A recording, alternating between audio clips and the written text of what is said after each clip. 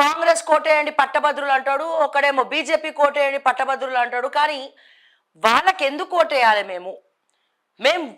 వాళ్ళకి మేము ఎందుకు ఓటేయాలనే విషయం మాత్రం ఎవ్వడు ఏ పార్టీ ఓడు చెప్తలేడు. ఎవ్వరు ఏ పార్టీలో ఉన్న వాళ్ళు చెప్పట్లేదు. అండ్ ఇప్పుడే ఫోన్లు లేపకపోతే వీళ్ళేదో గెలిచేసిన తర్వాత ఇక్కడ వీళ్ళు లేపడు, ఆయన లేపడు, నరేందర్ రెడ్డి ఫోన్ లేపడు, వాళ్ళ పిఏ లేపడు. పోనీ అట్లీస్ట్ అక్కడ పోయినాక వీళ్ళన్న ఎవడన్నా చేస్తారేమో అంటే వాళ్ళు లేపరు. తర్వాత ఆ శ్రీధర్ బాబు గారికి చేస్తే ఆయన లేపడు, వాళ్ళ పిఏకి చేస్తే ఆయన లేపడు. ఎందుకండి ఆ ఫోన్లు తీసుకుపోయి ఆ బుల్డోజర్ కింద పెడితే, ఆ హైడ్రా బుల్డోజర్ కింద పెడితే దాన్ని తొక్కుకుంటూ పోండి, రేవంత్ రెడ్డికి ఇవ్వండి, దాని కింద పెడతాడు, పెట్టి ఇక తొక్కుకుంటూ తీసుకుపోతాడు. ఇక్కడ బీజేపీ వాళ్ళు అంతే ఉన్నారు, వాళ్ళెవరు ఫోన్లు లేపరు. అంటే మేము ఏమంటున్నాము, చర్చలో ఏదైనా పాల్గొనడానికి చర్చా వేదికగా వాళ్ళకి ఏం కావాలో తెలుసుకోవడానికి ఒక వేదికని క్రియేట్ చేయాల్సినటువంటి సందర్భంలో ఎవరికి ఫోన్ చేసినా లేపనప్పుడు ఎందుకండి మీకు ఆ ఫోన్లు? ఎందుకు మీకు ఆ ఫోన్లు?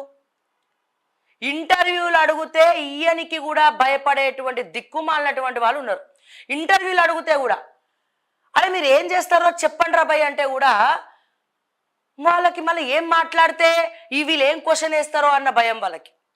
ఆల్ పార్టీస్, ఒకటి కాదు, రెండు కాదు, మూడు కాదు, అన్ని పార్టీల గురించి నేను మాట్లాడుతున్నా. అండ్ సుమారుగా ప్రసన్న హరికృష్ణ గారికి అయితే ఒక నెల 15-20 రోజుల నుంచి కాల్ చేస్తూనే ఉన్నాం. ఆయన ఆన్సర్ చేయడు. సరే అక్కడ నాకు కనబడతాడేమో, చాలా క్వశ్చన్స్ ఉన్నాయి ఆయన మీద. ఎందుకంటే అటు బీజేపీని అంటున్నారు, ఇటు కాంగ్రెస్ని అంటున్నారు, కార్పొరేట్ అని వాళ్ళని అంటున్నారు.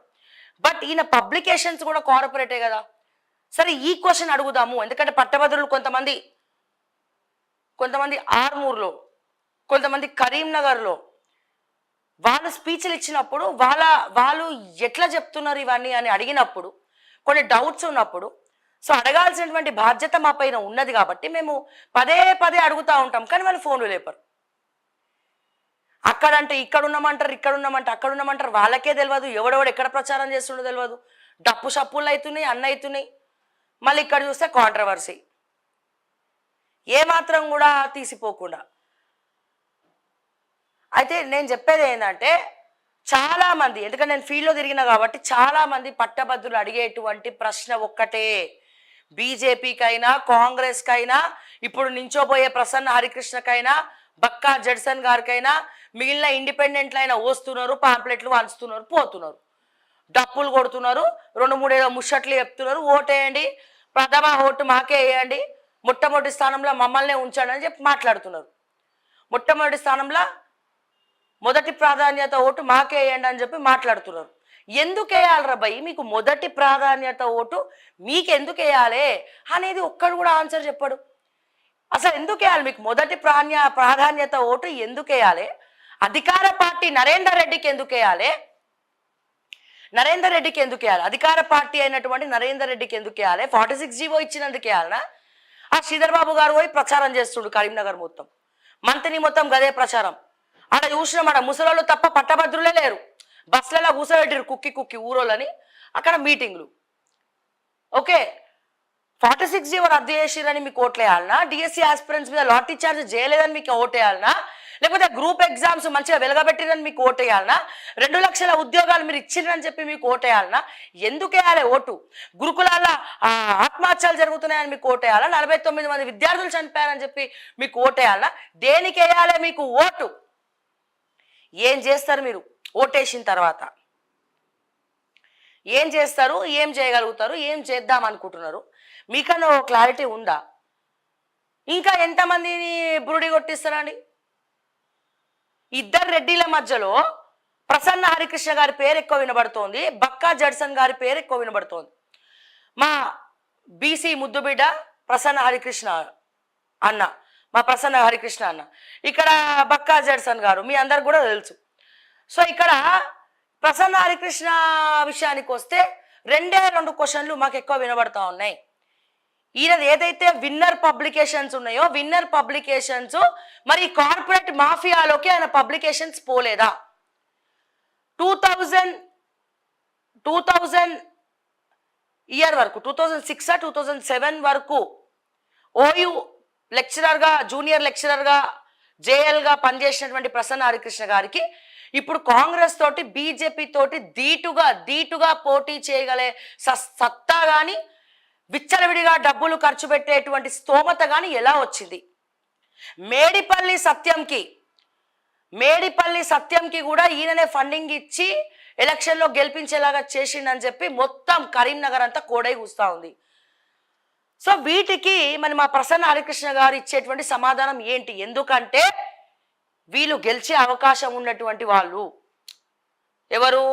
కాంగ్రెస్ గెలవదు నాకు తెలిసి, బీజేపీ రాదు. ఒకవేళ బీజేపీ ఎందుకు రాదంటే అంజిరెడ్డి గురించి వ్యతిరేకంగా కార్యకర్తలే పనిచేస్తున్నారు. అంజిరెడ్డిని ఓడగొట్టేది బీజేపీ కార్యకర్తలే వీడియోలు వైరల్ చేస్తున్నారు. ఓకే టీవీలో కూడా కొన్ని వీడియోలు మేము రిలీజ్ చేయడం జరిగింది. వాళ్ళ కార్యకర్తల యొక్క పెయిన్ ఏంటనేది కూడా మేము రిలీజ్ చేయడం జరిగింది, చూపించడం జరిగింది. సో ఇట్లా బీజేపీ కార్యకర్తలే అంజిరెడ్డికి ఓట్లేయకండి, డబ్బుని గెలిపియకండి, కార్యకర్తలు పార్టీకి బుద్ధి చెప్పాలని చెప్పి వీళ్ళందరూ కూడా దండయాత్ర మొదలుపెట్టారు. ఇక అంజిరెడ్డికి సొంత కార్యకర్తలే వ్యతిరేకంగా ఉన్నప్పుడు పట్టభద్రులు ఏవేస్తారు? వేయరు. ఇక్కడ ఇక నరేందర్ రెడ్డి విషయానికి వద్దాం. మొత్తం కార్పొరేట్ పోయి చూసినాం కదా ఆల్ఫోర్స్ కాలేజీలు ఎట్లున్నాయో.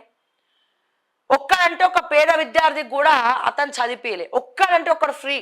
అట్లీస్ట్ పేరెంట్స్ కలుస్తా అంటే కూడా మాట్లాడడానికి టైం ఇవ్వలేనటువంటి ఈ మిస్టర్ నరేందర్ రెడ్డి ఏ ముఖం పెట్టుకొని ఓట్లాడగానికి ఊర్లలో పోతుర్రు అనేది ఇంకో క్వశ్చన్.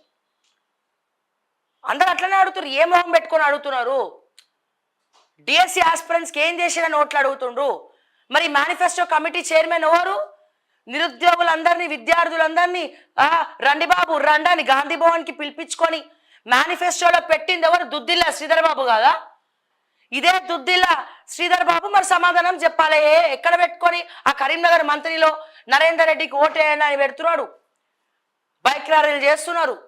మీరు విద్యార్థులకు నిరుద్యోగులకు ఏం చేసిరని కాంగ్రెస్కి వీళ్ళు ఓట్లేయాలి పట్టభద్రులు? ఒక బ్యాలెట్ బాక్సులు మీరు మారుస్తే తప్ప ఓట్లు వచ్చేంత సీన్ అయితే లేవు. ఈడ బీజేపీ అట్లనే ఉన్నది. ఇక కొద్దో గొప్ప వినిపించే పేర్లు మూడు పేర్లు వినబడుతున్నాయి. ఒకటి ప్రసన్న హరికృష్ణ, బీసీ బిడ్డ, బీఎస్పీ పార్టీ ప్రసన్న హరికృష్ణ అన్న పేరు వినబడుతోంది. ఎందుకంటే కొత్త ఫేసు, కాకపోతే అతనికి కూడా కోట్ల రూపాయల ఆస్తులు ఉన్నాయి.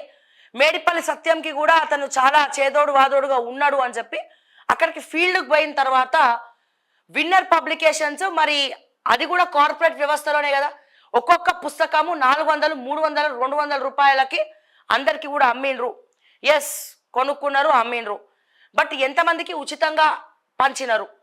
అంతకుముందు ఎక్కడ కూడా నిరుద్యోగ హామీల గురించి తప్ప, నిరుద్యోగ వృత్తి గురించి కాకుండా వేరే వేటి గురించి కూడా ప్రసన్న హరికృష్ణ ఫ్రేమ్లోకి వచ్చి ఎప్పుడు కూడా మాట్లాడలే. ఇప్పుడు సడన్గా వచ్చి నన్ను నమ్మండి, నాకు ఓట్లేయండి అని చెప్పి ఆయన మాట్లాడుతున్నారు. గతంలో బీఆర్ఎస్ హయాంలో ప్రసన్న హరికృష్ణ గారు స్పందించలేదు. కాంగ్రెస్ హయాంలో మొన్న 46 జీవో బాధితులు, 29 జీవో వీళ్ళందరూ రోడ్లకు ఎక్కి ఈడబ్ల్యూఎస్ విషయంలో బీసీ బిడ్డలందరూ రోడ్ల మీదకి ఎక్కితే కూడా ప్రసన్న హరికృష్ణ గారు ఎక్కడా కనబడలేదు.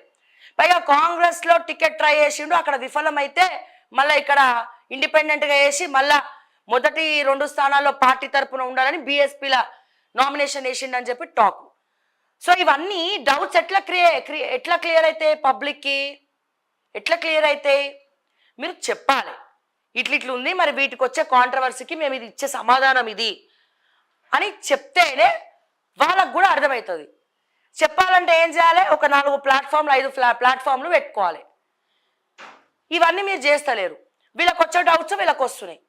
ఇక పోతే బక్కా జడ్సన్ గారు ఫస్ట్ నుంచి కూడా మీ అందరికి కూడా తెలుసు, ఆయన స్టాండ్ ఏంటో తెలుసు, ఆయన ఫైట్ ఏందో తెలుసు. డబ్బులు ఇచ్చి ఓట్లు ఏమని అడిగే స్తోమత ఆయనకు లేదు, కొట్లాడే శక్తి మాత్రం ఆయనకు ఉంది. సో అదే నమ్మకంతో పట్టభద్రుల గురించి ఎన్నోసార్లు కోట్లలో కేసు వేసిండు, కొట్లాడిండు, మాట్లాడిండు, ఆమరణ నిరాహార దీక్ష చేసిండు, వేస్తున్నాడు. అండ్ అట్లాగే చెన్న కృష్ణారెడ్డి ఇండిపెండెంట్లో ఎక్కువ పేరు వినబడుతుందంటే చెన్న కృష్ణారెడ్డి గారిది వినబడుతూ ఉంది. అతను కూడా బీజేపీ నుంచి ఆర్ఎస్ఎస్ కార్యకర్త, ఫస్ట్ నుంచి కూడా బీజేపీ టికెట్ ట్రై చేసి విఫలమైండు, టికెట్ అమ్ముకున్నారట. అమ్ముకున్న పేర్లు ఎవరో మీకు కూడా తెలుసు. సో అమ్ముకున్నాడు, ఈయన నారాజ్ అయ్యి నేను ఇండిపెండెంట్ వేస్తా అని చెప్పి కృష్ణారెడ్డి గారు వేస్తారు. ఎక్కువ వీళ్ళ 5 మధ్యలోనే పోటీ ఉన్నది ఎలక్షన్లో చెప్పాలంటే. ఈ కార్పొరేట్లకు మాత్రం గుద్దే ప్రసక్తే లేదు. కార్పొరేట్లకు మాత్రం ఓట్లు గుద్దే ప్రసక్తే లేదు. ఇంకోటి ఏంటంటే ఈ అంజిరెడ్డి గారు ఈ లారీ అసోసియేషన్ ప్రెసిడెంట్ అట. మరి ఎట్లా గెలిచిండు అంటే అది కూడా గ్యాంబ్లింగే. మళ్ళా ఒక్కడంటే ఒక్కడు ఆయనకి సపోర్టివ్గా లేడు అక్కడ కూడా. అంటే డబ్బులు ఉంటే చాలు, వేరే ఏం అవసరం లేదు. ఇక్కడ మల్కా కొమరయ్య గారు కూడా ఉన్నారు. చాలాసార్లు మేము ఆయన గురించి కూడా మాట్లాడినాం. కానీ కొమరయ్య గారు కొంచెం యాటిట్యూడ్ చూపించాడు. యాటిట్యూడ్ చూపించాడు. ఎవరెళ్ళినా ఆప్యాయతగా మాట్లాడతాడు, ఎవరెళ్ళినా ప్రేమగా మాట్లాడతాడు. ఇక్కడ ఈయన దగ్గరకు వచ్చేసరికి ఫుల్ యాటిట్యూడ్. ఇక ముందర ఎవరు కనబడరు. ఎందుకు? డబ్బు అనే ఒక జబ్బు. సో డబ్బులు వెదజల్లి టికెట్లు కొనుక్కుంటారు, డబ్బులు వెదజల్లి అన్ని మేనేజ్ చేసుకుంటారు అని చెప్పి వీళ్ళు అనుకుంటున్నారు. కానీ డబ్బు ప్రాధాన్యం కాదు. మా పట్టభద్రులు తెలంగాణలో అందులో చాలా చాలా అవగాహన ఉన్నటువంటి వ్యక్తులు, మంచి మంచి ఇంటలెక్చువల్స్ ఉన్నారు, మంచి చదువుకున్న వాళ్ళు ఉన్నారు. సో ఇక మీరు ఆలోచించాలి దాని గురించి ఎట్లా ఉంటుంది ఏంది అని. అందుకే చెప్తున్న ప్రజలారా, ఆచి తూచి అడిగేయండి పట్టభద్రులారా. సో ఎవరైతే మీకు మేలు చేస్తారు అని అనిపించిందో వాళ్ళకి మీ ప్రాధాన్యత ఓటు వేయండి. కార్పొరేట్ మాఫియాని తరిమి కొట్టండి. కార్పొరేట్ మాఫియాని తరిమి కొట్టండి. అది ఏ రిజర్వేషన్ అయినా మనకి మంచి ఎవడు చేస్తాడనేది ఆలోచించాలని చెప్పి నేను మరొకసారి తెలియజేస్తా ఉన్నా. అండ్ ఈ విఫలమైనటువంటి హామీల మధ్యలో కాంగ్రెస్ పార్టీ ఒక ముసుగేసుకొని మళ్ళీ నాటకాలు ఆడడానికి మీ అందరి మధ్యలోకి వచ్చింది. ఒక్కొక్కటి 15 కోట్లు ఇచ్చి ఫండింగ్ ఇచ్చి టికెట్ తెచ్చుకున్నారు. ఓకే, సో మరి ఈ మాస్క్ అనేది తొలగించాలి. ఏం హామీలు చేసిండ్రు? వీళ్ళు ఇచ్చినటువంటి 50,000 ఉద్యోగాలు కూడా గత ప్రభుత్వంలో ఎలక్షన్స్ కి ముందర జరిగినటువంటి ఎగ్జామ్స్ కి సంబంధించినటువంటి పోస్టులే వీళ్ళు ఇచ్చారు తప్ప కాంగ్రెస్ అధికారంలోకి వచ్చినప్పటి నుంచి ఒక్క ఎగ్జామ్ పెట్టలేదు. పైగా రిటైర్ అయిన వాళ్ళని తీసుకొచ్చి మళ్ళా ఒక పోలీస్ ఆఫీసర్ని తీసుకొచ్చి ఇక్కడ టీఎస్పీఎస్సీ చైర్మన్గా చేసిండ్రు. ఎక్కడ చూసినా అసంతృప్తి, ఎక్కడ చూసినా తెలియని బాధ, ఎక్కడ చూసినా నాయకుడికి ప్రజలకు ఉన్నటువంటి గ్యాపు, ఎక్కడ చూసినా అవినీతి, ఎక్కడ చూసినా తెలంగాణ ప్రభుత్వం కుక్కలు చింపినటువంటి విస్తరైంది. అవినీతి ఏర్లై పారుతా ఉన్నాయి. ఇక్కడ చూస్తే మీరు అందుకే చెప్తున్నా పట్టభద్రులారా, దయచేసి ఆలోచించండి. నమ్మి మళ్ళా మోసపోవద్దు అని చెప్తా ఉన్నా. ఆల్రెడీ ఒక పట్టభద్రుని ఎన్నుకున్నారు కాంగ్రెస్ తరఫున. ఎవరు? తీన్మార్ మల్లన్న గారిని మీరు ఎన్నుకున్నారు. ఆయన స్టాండ్ మొత్తం మారిపోయింది. ఇప్పుడు ఆయన ఒక పట్టభద్రుల ఎమ్మెల్సీ అయి ఉండి అధికార పార్టీలో 46 జీవో ఏమైందని ఏం అడగరు. ఆయన తిడతాడు, వెనకాల వాళ్ళు పైనోళ్ళు ముఖ్యమంత్రి లాంటి వాళ్ళు సపోర్ట్ చేస్తారు. ఓకే, అంత ఒక స్ట్రాటజీ ప్రకారము ఎర్రి పుష్పాలను చేయనికే అన్ని నాటకాలు ఆడుతూ ఉన్నారు. ఇప్పుడు మళ్ళా ఇంకొక పట్టభద్రుని ఎన్నుకొని మోసపోదామా, ఘోషపడతారా? లేకపోతే కౌన్సిల్లో ప్రసన్న హరికృష్ణ మీద కూడా ఒక టాక్ ఏంటంటే, ఒకవేళ ఆయన గెలిచిన పార్టీ మళ్ళీ కాంగ్రెస్, వీళ్ళకి ఇప్పుడు భయం ఏంటంటే ఇండిపెండెంట్లకు ఓటేసినా, ప్రసన్న హరికృష్ణ గారికి ఓటేసినా, బక్కా జడ్సన్ గారికి ఓటేసినా, ఎవరు ఓటేసినా మళ్ళీ కాంగ్రెస్లోకి వెళ్ళిపోతారేమో అని ఒక భయం వీళ్ళకి. సో ఇట్లా రకరకాల భయాలు ఉన్నాయి. ఎవరిని నమ్మాలో తెలీదు, ఎవరిని నమ్మద్దో తెలియదు. ఇటువంటి విపత్కర పరిస్థితుల్లో మళ్ళా చెప్తున్నాను, నేను ఎవరిని కన్ఫ్యూజ్ చేయట్లే. డబ్బులు ఇస్తే తీసుకోకండి పట్టభద్రులారా. ప్రతి ఒక్కరు కూడా ప్రశ్నించే గొంతు కవ్వాలి. ఈ నరేందర్ రెడ్డి ఇంటింటికి తిరిగితే ఏమైందయా మీ కాంగ్రెస్ హామీలను అడగండి. మీ కాలేజీలో ఎవరికన్నా ఒక్కడికన్నా ఉచిత విద్య ఇప్పించినామా అని అడగండి. సో ఇప్పుడు కౌన్సిల్కి వచ్చి ఏం మాట్లాడతాడు ఆయన? ఇంకొన్ని డిగ్రీ కాలేజ్లో, ఇంకొన్ని ఇంటర్ కాలేజ్లో ఆయన కాలేజీలో ఆయన ఆస్తులు కాపాడుకోవడానికి తప్ప ఎవడి నరేందర్ రెడ్డి అనేది ఎవరికి తెలియదు. ఆ కరీంనగర్ తప్ప. ఈ అంజిరెడ్డి ఎవరో పట్టణచెర్ల కూడా తెలియదు. మా అంటే కొంతమందికి ఒక 2,000 మందికో 3,000 మందికో, ఆదిలాబాద్ మొదలుకొని ఇక్కడి వరకు ఎవరికి తెలియదు. ఓట్లేస్తే బీజేపీకి మోడీ మొహం చూసి ఓట్లేయాలి. సో అట్లనే మోడీ ఫేస్ చూసి మనం అందరం కూడా ఓట్లేసినాం. ఏమైంది బడ్జెట్ విషయంలో? ఒక్క పసుపు బోర్డు తప్ప మిగతా ఏమి కూడా మనం తెచ్చుకోలేకపోయినాం. అంటే 1కి 100 సార్లు ఓటు వేసే ముందర టైం దగ్గర పడ్డది. పోలింగ్ డేట్ కూడా వచ్చేసింది. సో ప్రచారం కూడా 24, 25 తారీఖు లాస్ట్, 27, 29, 27 అనుకుంటా పోలింగ్. ఎలక్షన్ ఉన్నది కాబట్టి దయచేసి ఆచి తూచి అడిగేయండి అని చెప్పి నేను చెప్తా ఉన్నా. ఇగో మీరు చూడండి, అయ్యో ఎస్ దిగజారుతున్న కొందరు ఐఏఎస్ల తీరు. ఒకప్పుడు